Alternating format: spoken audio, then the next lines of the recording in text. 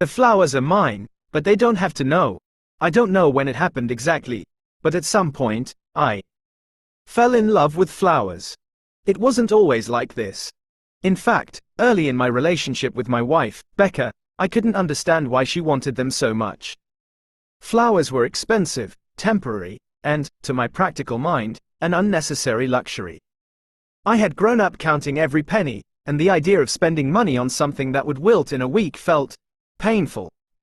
But Becca wanted them.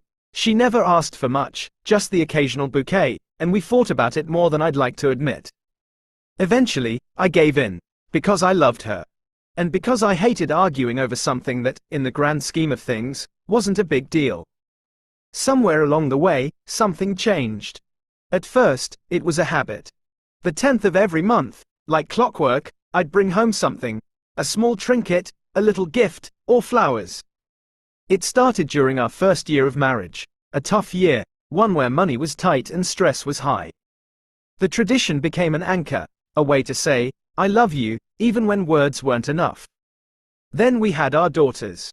When my eldest was 3, I gave her a flower from a bouquet I brought home for Becca, and she lit up like I'd just handed her the moon.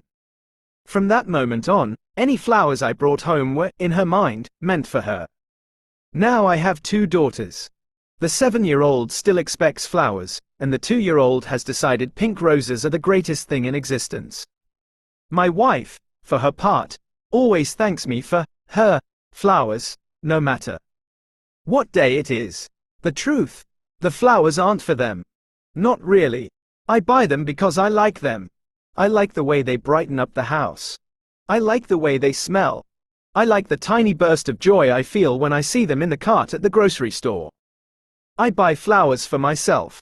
But every time I walk through the door with a bouquet, my wife smiles, my daughters cheer, and I find myself unable to correct them. So I let them believe the flowers are for them. The secret felt silly, but harmless. Until last week. I made the mistake of posting about it online. Just a random thought, a fleeting moment of reflection. I didn't think much of it, but apparently, I gave away just enough personal details for a friend of ours to connect the dots. And of course, that friend showed Becca. She confronted me one evening, arms crossed, trying her best to look stern, but failing miserably. So, she said, amusement flickering in her eyes, you've been lying to us about the flowers. I froze, caught red-handed. What? She pulled out her phone, scrolling through my post. You told the whole internet before telling me. I braced myself. Was she mad? Offended? Hurt? Then she started laughing. She laughed so hard she had to sit down. She gasped between giggles. You thought I didn't know? That threw me.